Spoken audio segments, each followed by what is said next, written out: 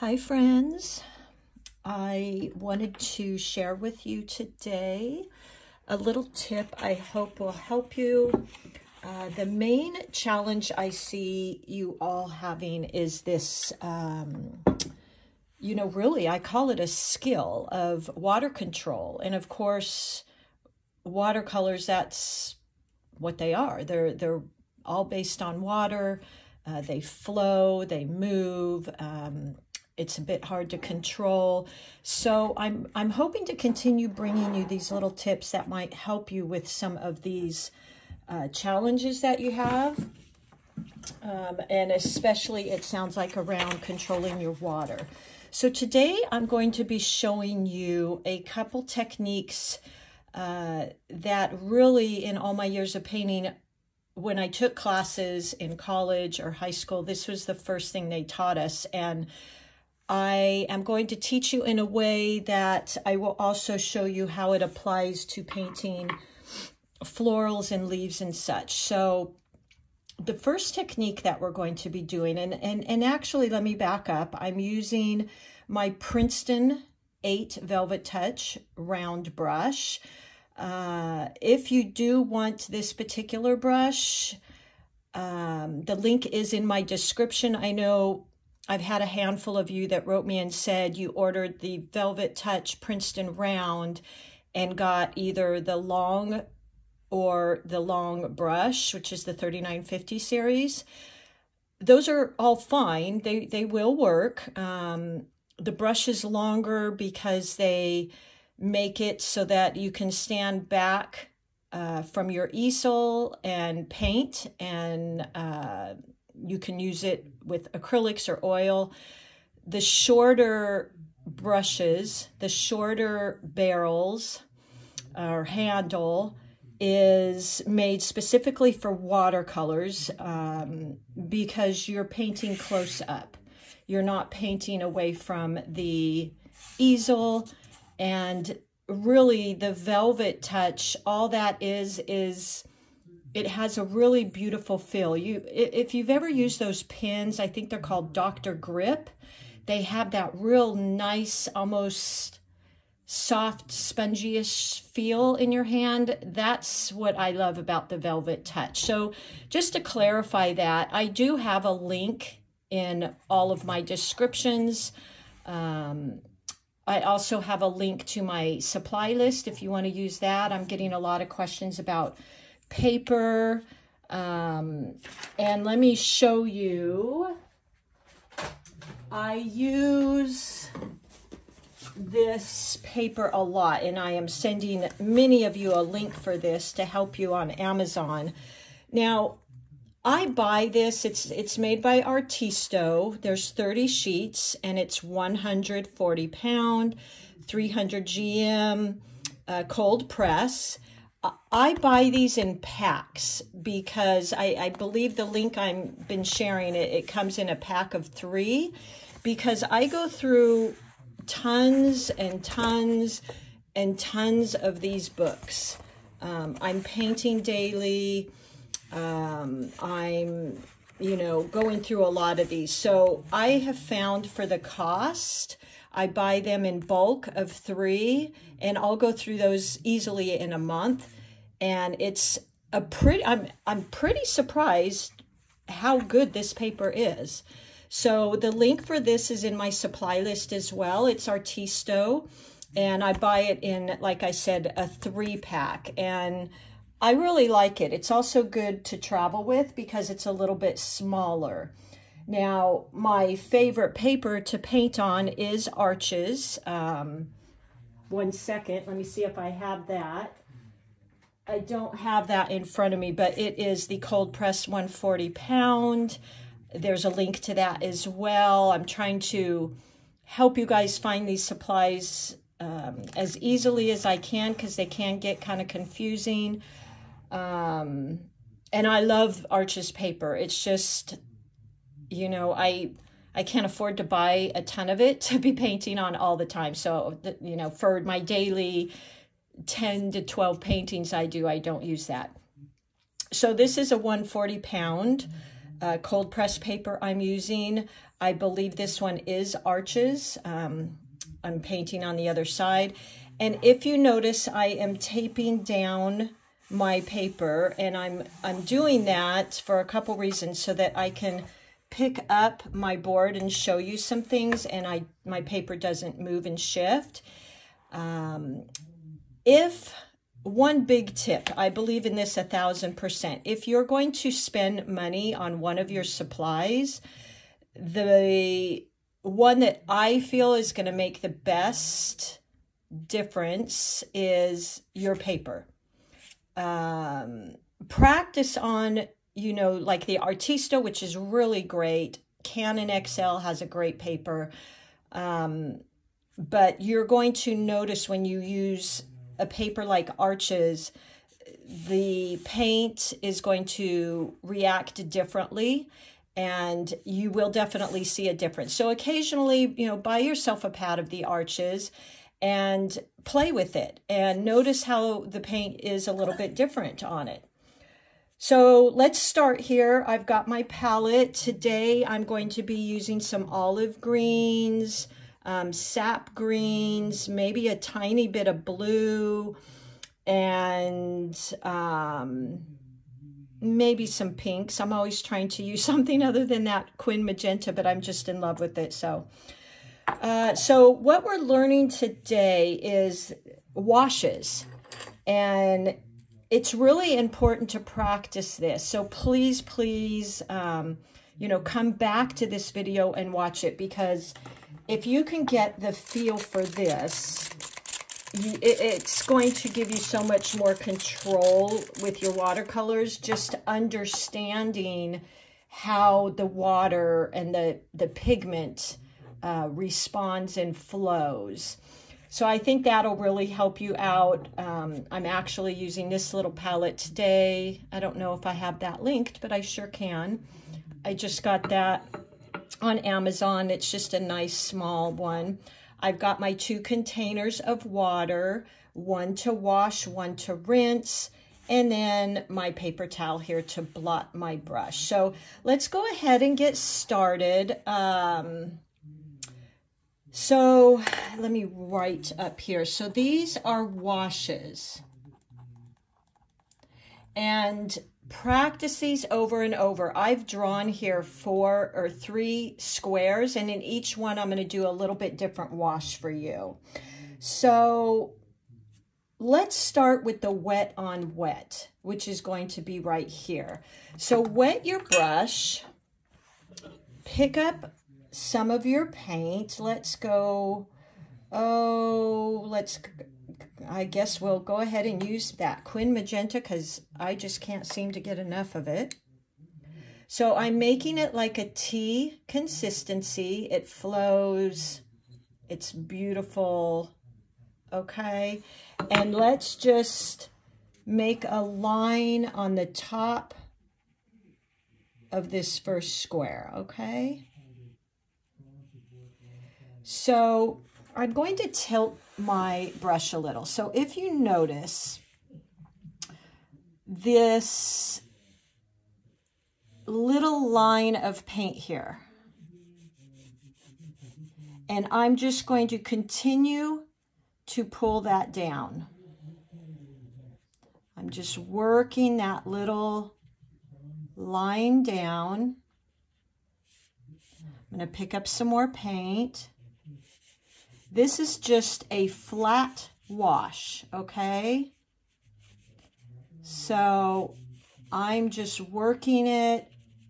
This is the exact amount of paint you want, because look at that beautiful sheen. So I'm just continuing to apply the same amount of paint. Let me pick up a little bit more. And just keep pulling that line down. Okay, a little bit more paint. So I'm pulling this bead of water down. And I'm getting this beautiful, even color Just working that bead of water down my page, and here I am at the bottom. So as you see, this is wet on dry, and notice how crisp the lines are, how even the color is in a flat wash, okay? I'm just going to pick up some of that paint at the bottom. There we go. So this is your flat wash. And then after I do these three, I'm going to show you how you might apply these to petals or florals like we're working on. So the next one is going to be a graduated wash, okay? So we're going to go from dark to light. And I talk about that a lot in my paintings because it's important to have different values in your paintings.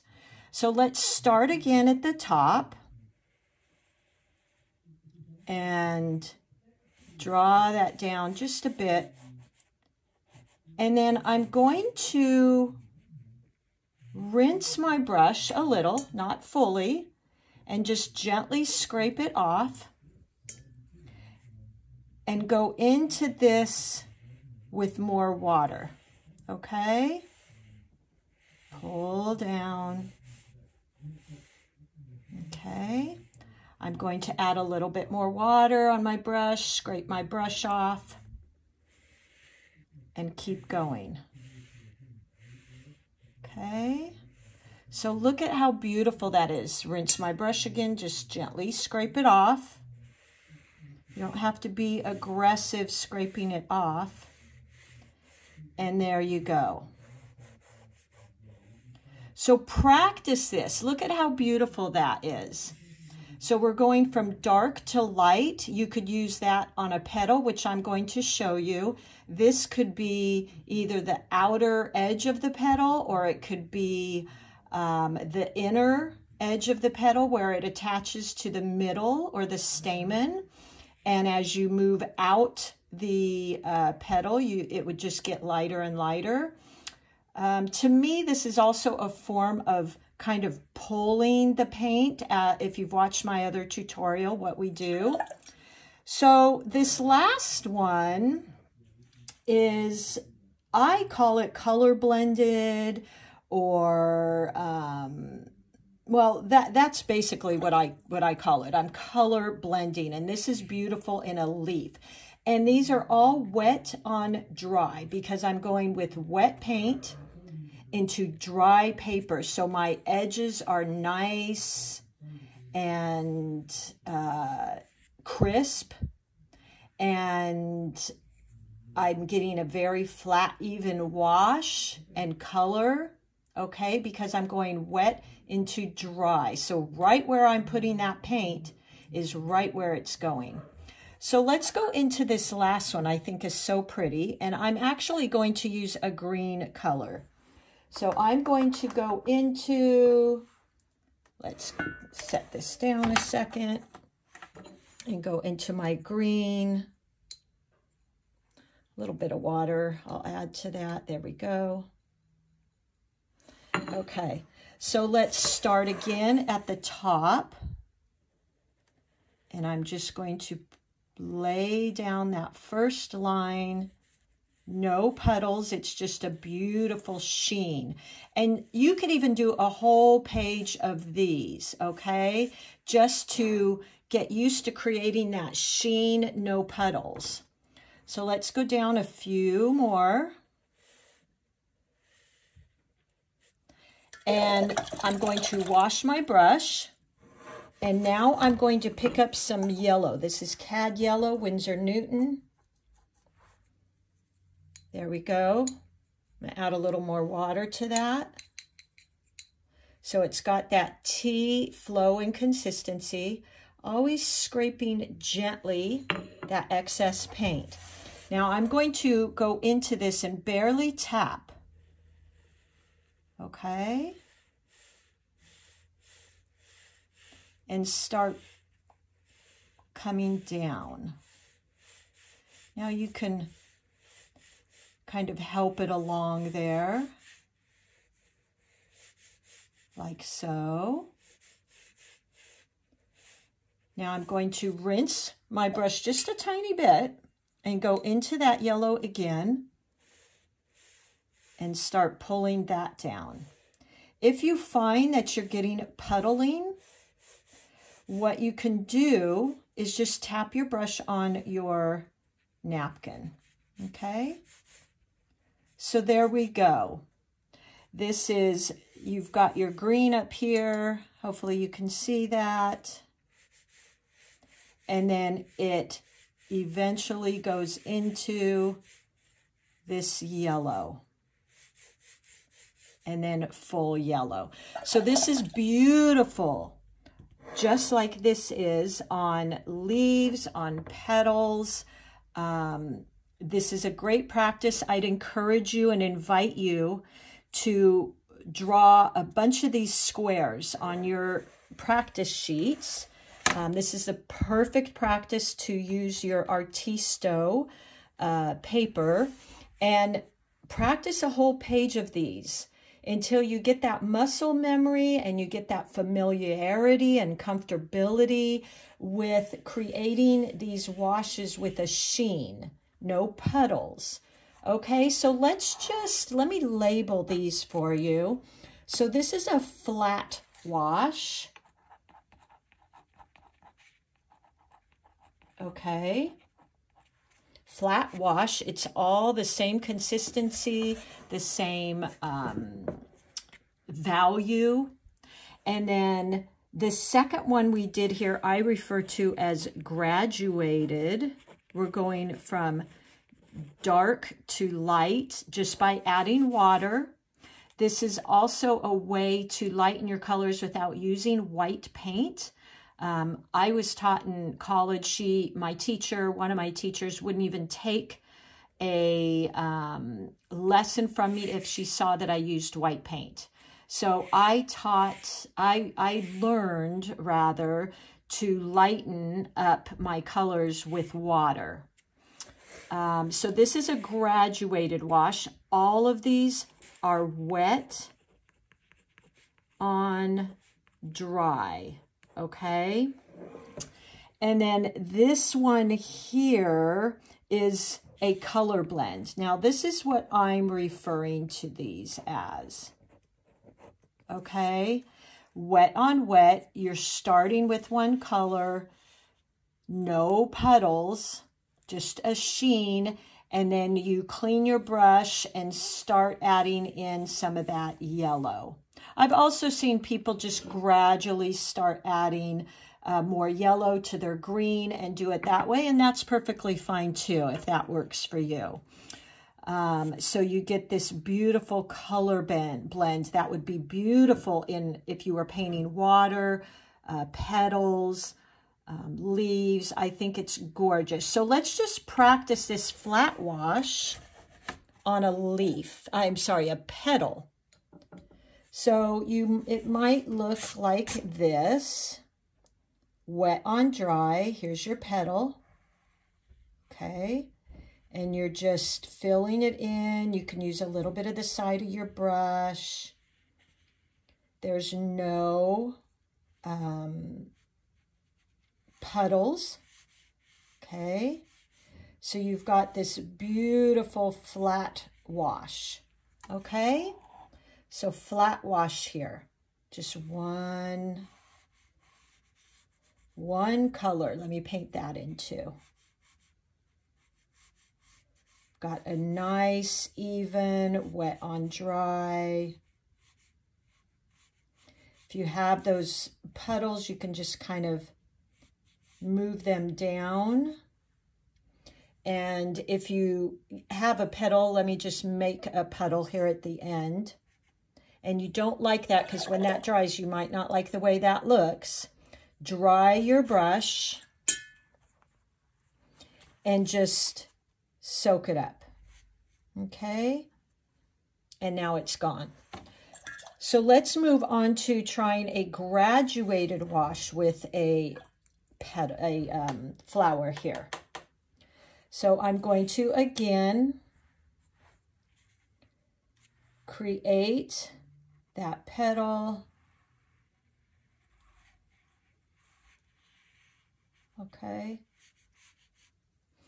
And now I'm going to rinse my brush a bit, and I'm going to go into this. Now this very much for me reminds me of kind of push and pulling. So you're just adding in more water, and you're getting that beautiful graduated lightning. Now I might even go back and add in a little bit more dark up here. Okay. And you're just gradually getting lighter. Okay. So there you go. And now let's go into a leaf, and we're going to do this color blending. So let me grab some of my green. I will link all these colors in my description for you. So let's do a leaf. Okay. There we go. Okay. Now I'm going to go into my yellow. Now I did get a little bit of green in there, and that's perfectly fine. And let's go into that leaf with the yellow. Look at that. Okay. I'm going to add a little bit more yellow, so go back into my yellow. And now go up against this. Okay.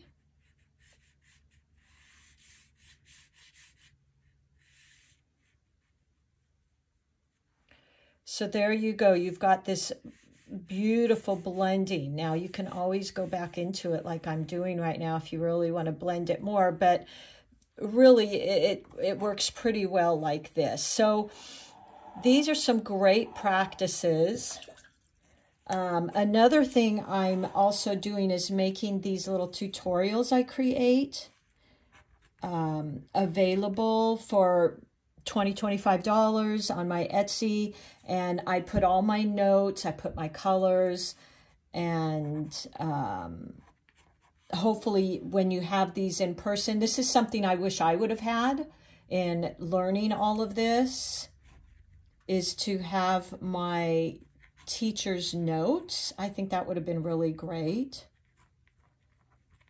So there you go. So as you notice, when you do this color blending, you're getting these very soft edges because you're essentially going into a wet color with more wet color. So you get that beautiful blend here. Same here. You're going into paint, wet paint with a wet brush. So you get this blend. Okay, so I hope this helped you. I love these colors. Please grab my free ebook. The link's in my description. I specifically have a Neptune brush, number 8. It's also Princeton, and it's a really great brush. It has the short handle, and it's a very reasonable synthetic brush. And then I have links to all my paper too. So have fun with this. Like I said, practice a whole page of flat wash, controlling your water. Because when you're learning water controls, this is going to be your biggest skill to develop, is being able to control your water and your paint. Once you get a good feel for that, everything else is going to be so much better and so much easier, and you're not going to feel like, oh my gosh, my water's going everywhere, I can't control it. So do a whole page of these flat washes, then practice doing this graduated wash where you're adding more water. Let me write that. until you get to a very, very light version, light value of this color. And then here, starting with one color, adding in your either analogous color is what I would probably use. I think using opposites wouldn't be a good idea because, and let me show you what I mean by that. So I don't know if I have this link, but I can link this for you. This color wheel is amazing. I love it. In college, I actually hated color theory, but it's really been a help as I've gotten older to understand it. So colors opposite each other on the color wheel are referred to as complementary. They add a pop. They're opposite on the color wheel.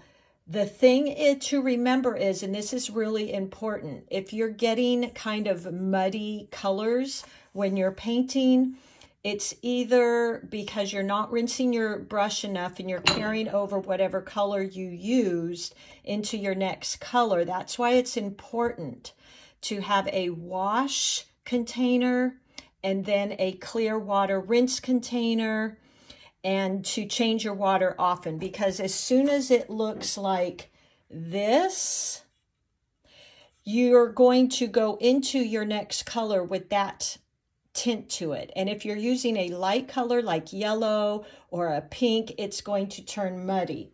So going back to the color wheel as well, if you use opposites, if you mix them together, they turn to mud.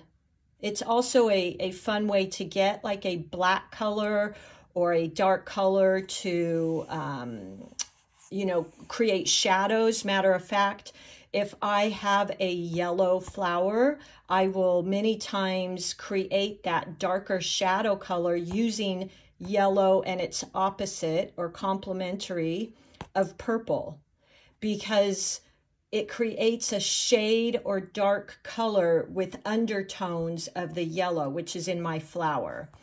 So I use, when I am blending, colors right next to each other. These type of colors. This would be beautiful together. Okay? Blue-green is beautiful. I use that on a lot of my leaves. I do a green leaf and I add in a Prussian blue. Gorgeous. So I hope to share with you more on this color wheel. I think it's really fantastic and a big help.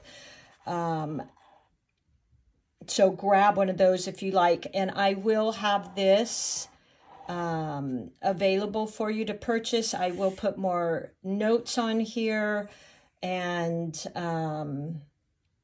you know, let me know if you have any questions. I hope this helps you master this, and I promise you, you will up your confidence with watercolors, how to work with them, how to control them. And I'm working on a online course for all of you, a beginner's online, which I think is going to be beautiful. So make sure and sign up for my email list, and you'll be the first one to hear about that. All right, friends, thank you so much for being here, and I will talk to you all soon. Thank you.